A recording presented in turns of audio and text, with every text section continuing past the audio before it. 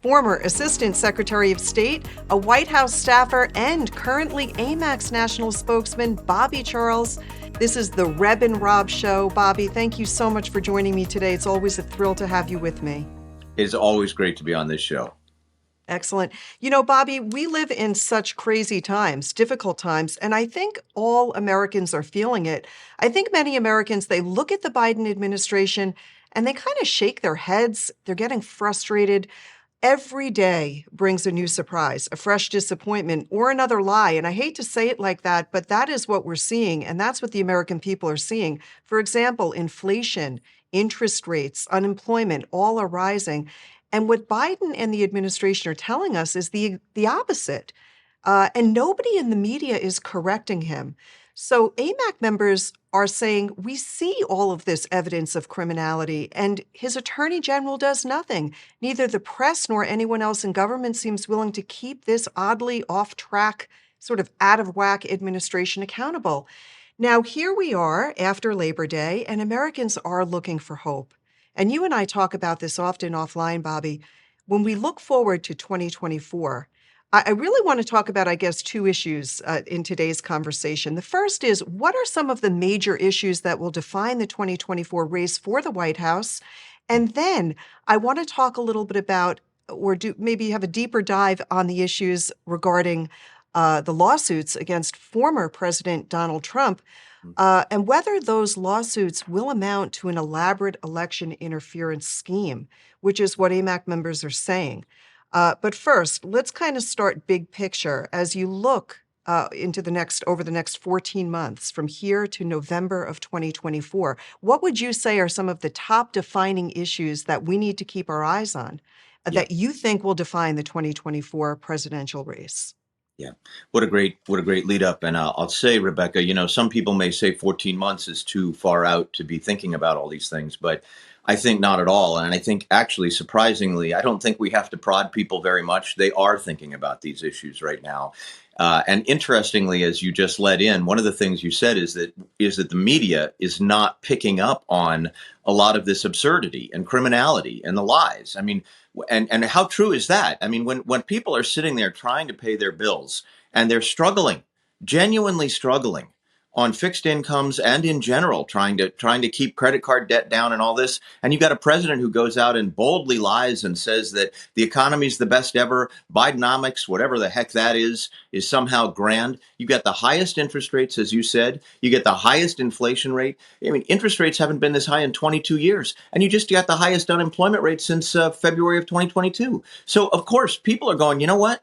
This is like, I like to think of this as almost the Vietnamization of this conversation. When people saw pine boxes coming home and Johnson kept saying, we're winning, we're winning, we're winning, people would say, yeah, we're winning, but that's my son, that's my brother, that's my father.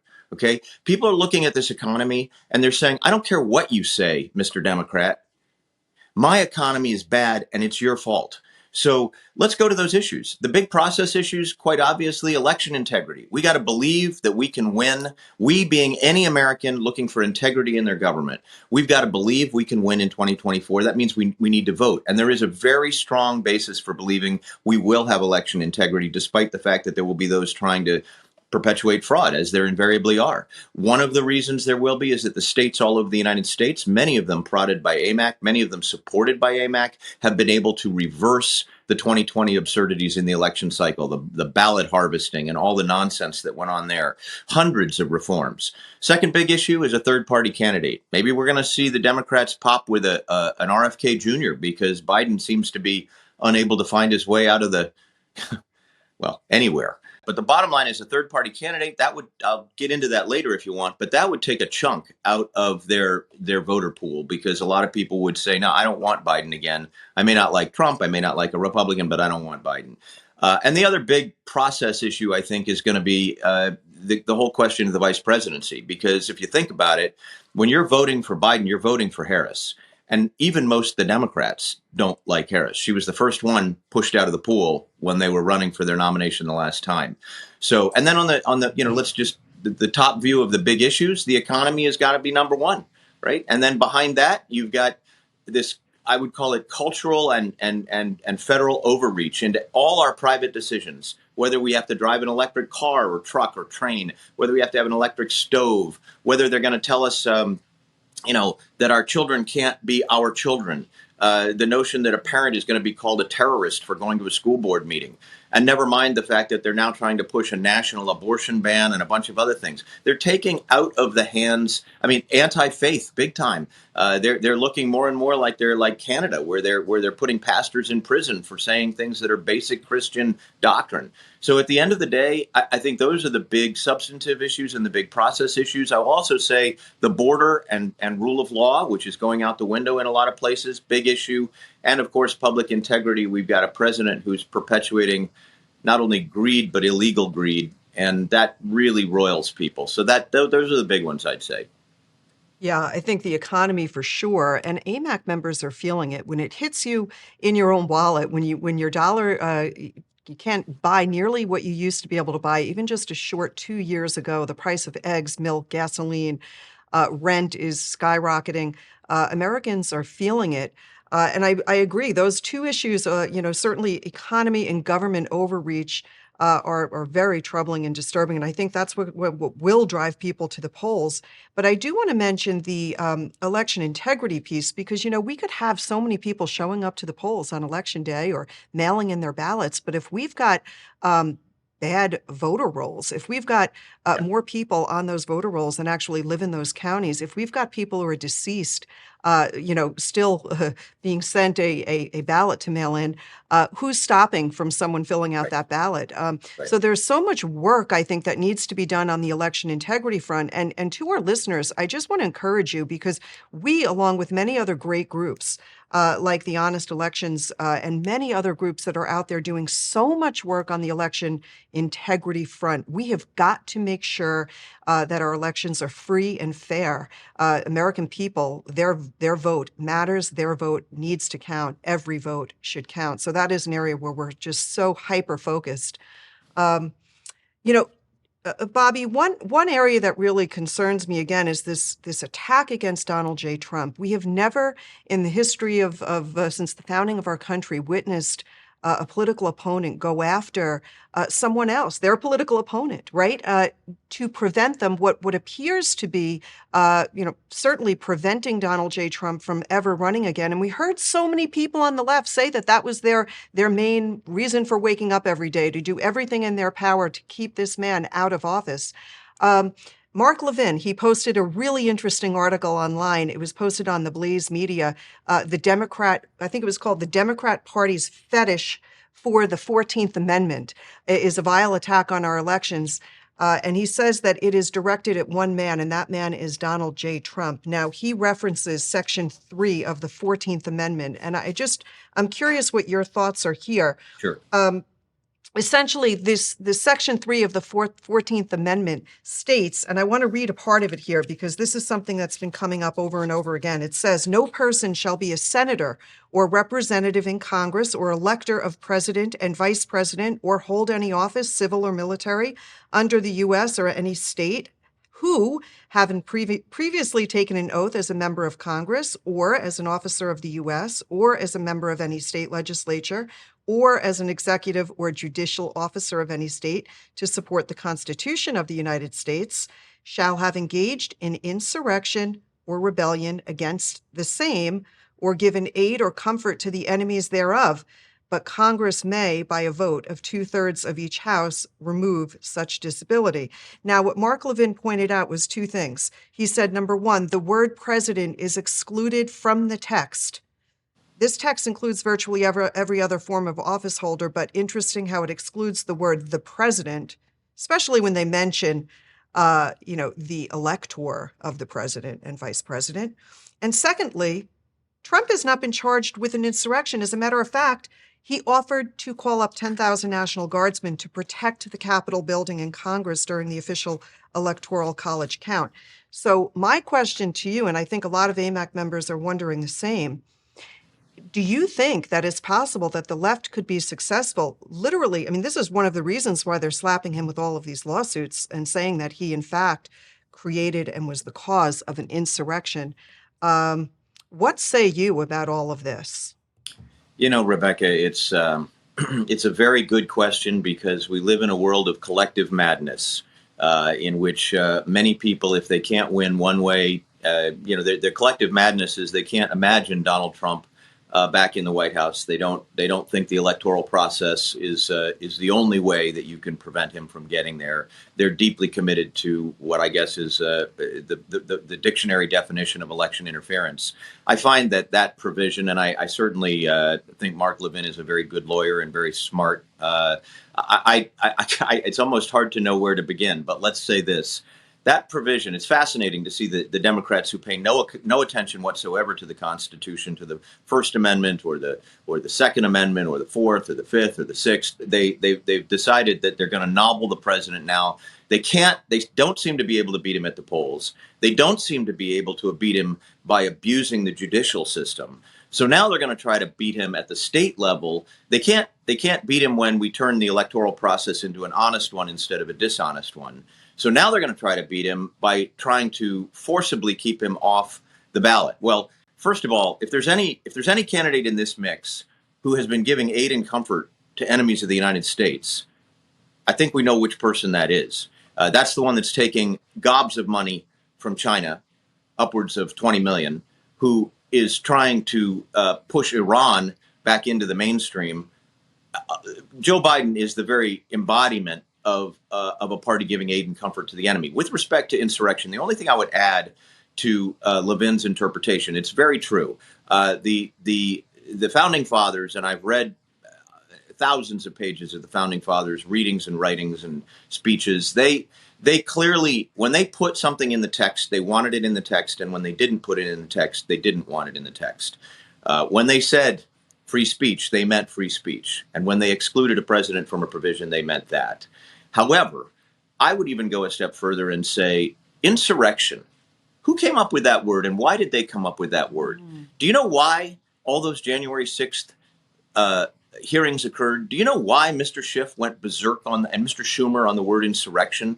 Because they knew the 14th Amendment contained the word insurrection. That's why they did that. This is a self-licking ice cream cone. This is the idea that you go out there and you assert something that you would like to make people believe, and then you kind of bootstrap it into the constitutional provision later.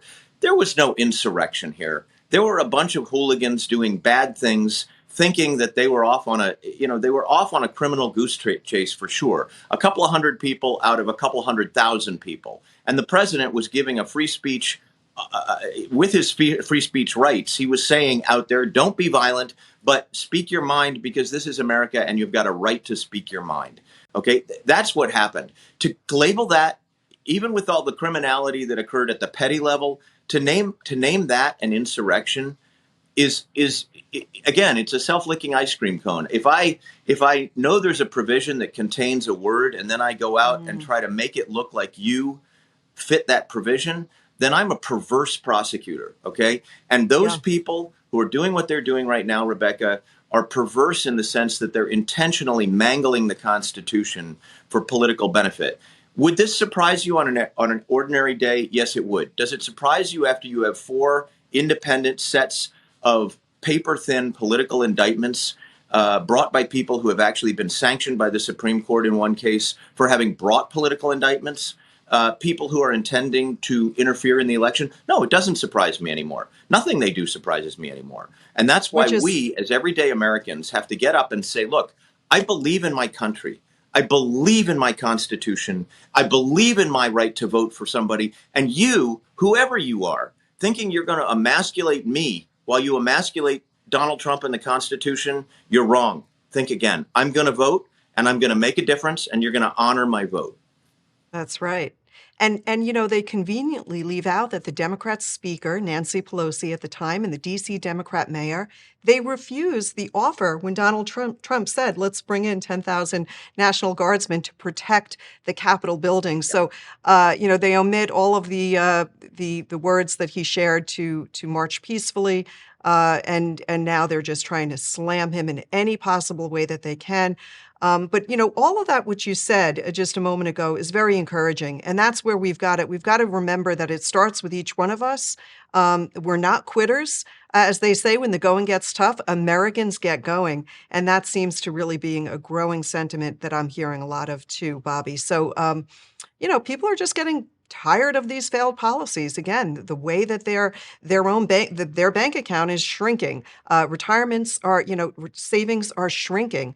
The cost of healthcare is rising. The cost of everything is rising here in America. So we know that there's a lot of work, but it starts with good leadership. We've got to get better leaders in. I do want to stick here a little bit on the Trump lawsuits.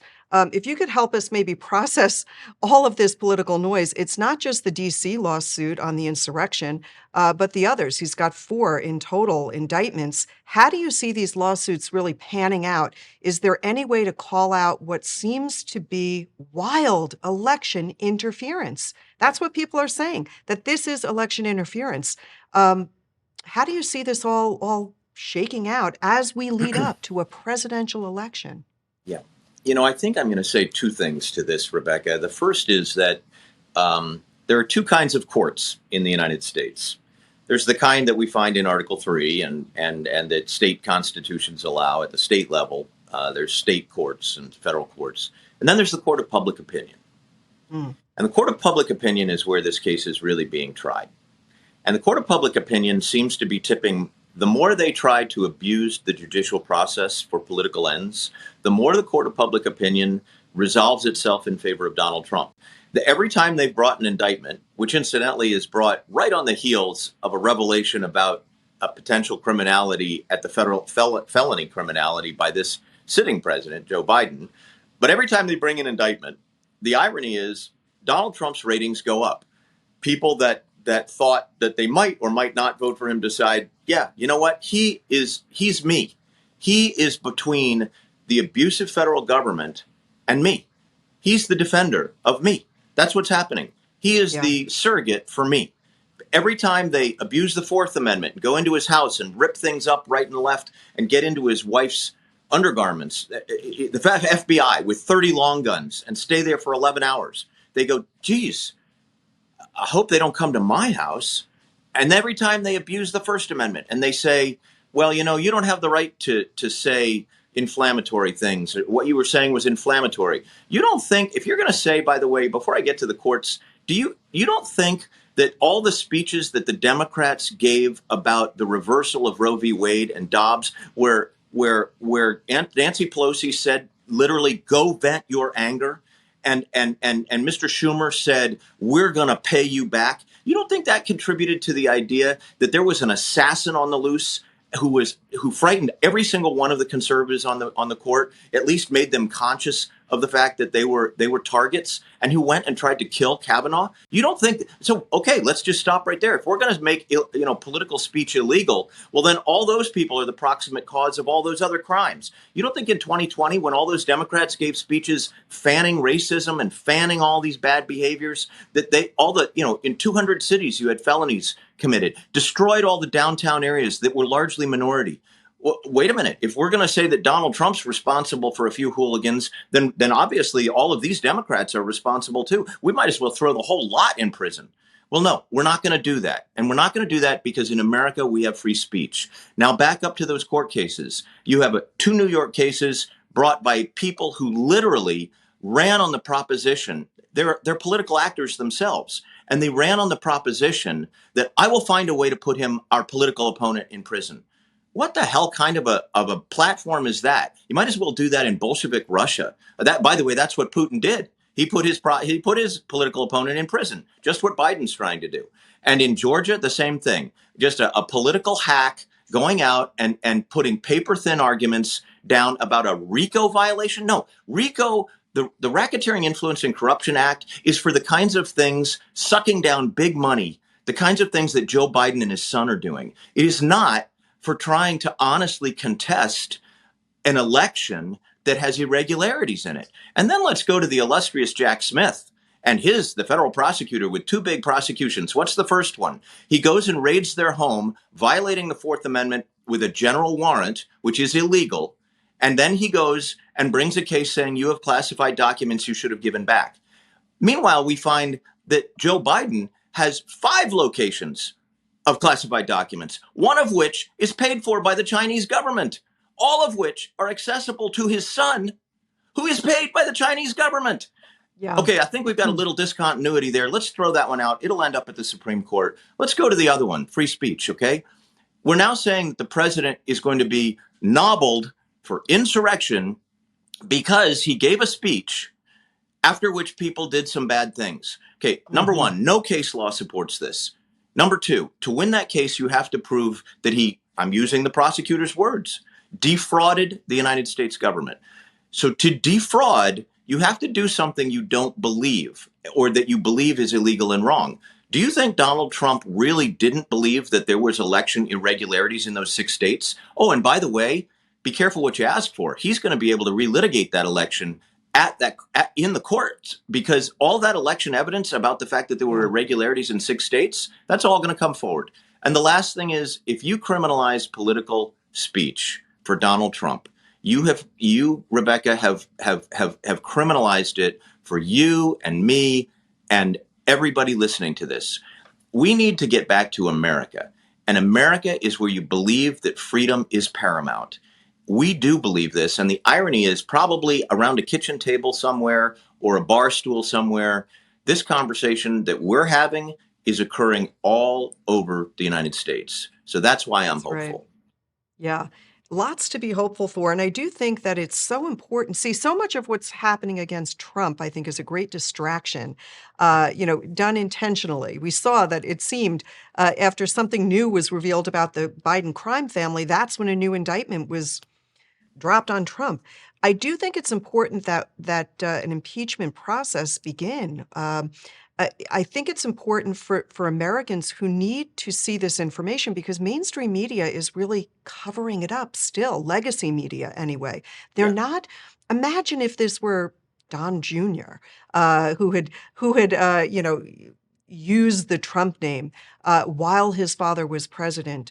And did it in such a way where he was getting diamond rings and lots of money from countries like China, Ukraine, and Russia. It is just it's almost the story is almost too big to break.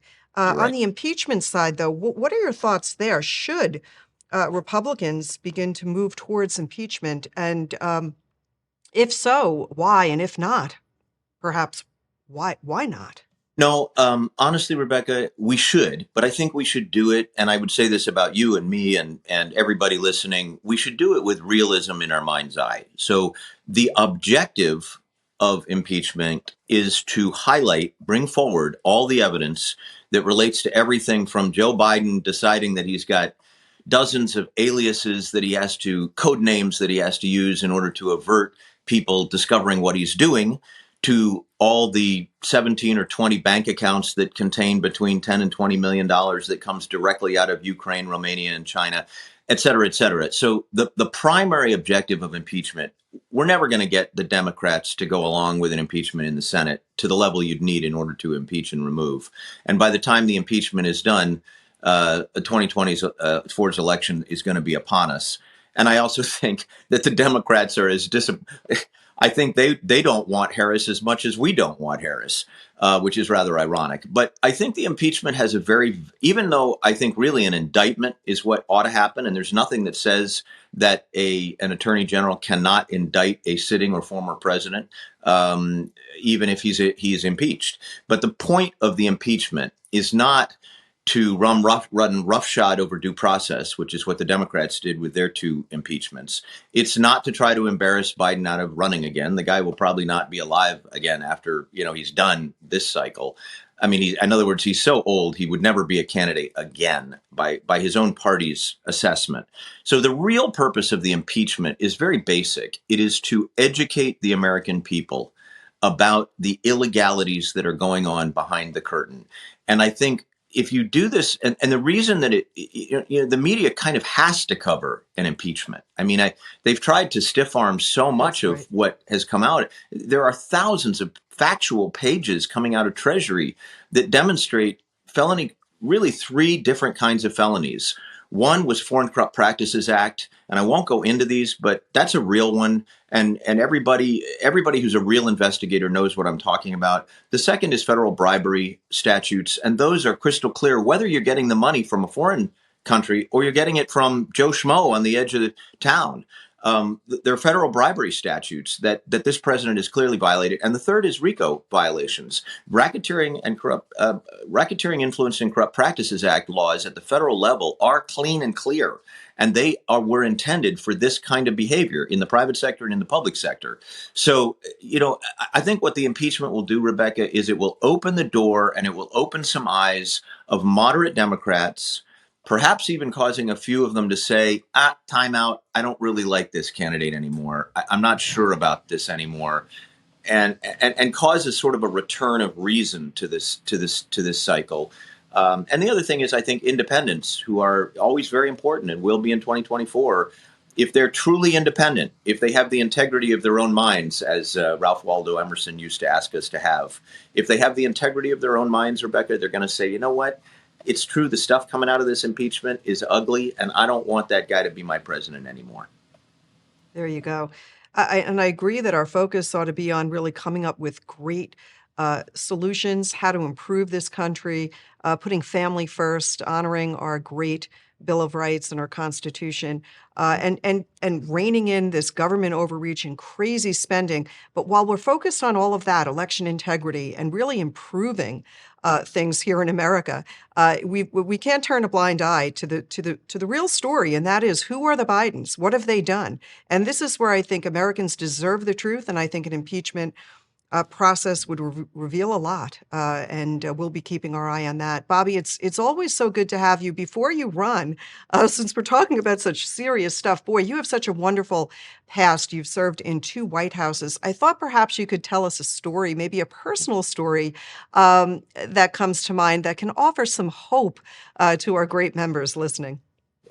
Well, I will try to do that here, sort of on the spot, but I'll say this, Rebecca, as I do this, I think the reason we can smile a little more is that we all know the truth. We know what's behind that curtain. We know that all the baloney up on the big screen and the fire and all of the excitement is really being driven by corruption over here. And we know that. And I think the average American wrestles with this because they don't know who they want to vote for, but they do know who they don't want to vote for. So I think that's the direction we're going to go with that. I'll just say this about, I was blessed as a young person to have lots of opportunities. I come out of rural Maine, where I happen to be right now. I was blessed with opportunities, and one of the first one was to work in the Reagan White House. It was a long shot. It was an accident. I ended up there, and I'm going to tell you, that man was to love. That man was a man who loved this country with all of his heart. We have those people out there in America today, and without naming names, we have them. Okay. And there were Democrats in that era who actually thought very dearly of Ronald Reagan. Tip O'Neill would literally have a dinner with him once a month, and the two men would laugh together. Tip O'Neill was the Democrat Speaker of the House, and had been for almost 40 years. So, or was when he left. You had other Democrats, Scoop Jackson and Sam Nunn and others, who said, this is a man of integrity and goodwill and good heart who believes, in effect, that the American people are the heart of America, not the American government. And that because of that, we need to limit government so that we can all enjoy that pursuit of happiness that Thomas Jefferson, another good Republican, talked so much about, and that Abraham Lincoln sought to raise us up and cause us to think harder about. But I'll just leave with this. I did sit down with Ronald Reagan after he left office. He was still quite crisp, and he was incredibly funny. He cracked jokes, and someday, if we could do a whole series on Ronald Reagan's jokes, because he was one of the funniest, most self-deprecating, entertainingly humble people that you would ever want to sit in that office. But I'll end with this. In October-ish, September, October of 1980, a lot of Republicans were wringing their hands because Jimmy Carter was up by 8 points, despite the fact that the economy was headed down, foreign policy had collapsed, as it has in this administration, both of those things. The economy headed down and foreign policy collapsed. Yet here was Jimmy Carter still at 8 points. When the dust settled, when everything was said and done, when they threw everything, including the kitchen sink, at Ronald Reagan, when they said he was a madman and he was gonna start Armageddon, et cetera, et cetera, et cetera. They said all these things about him. He was a dumb movie actor. Okay, well, in 1980, he won by 10 points.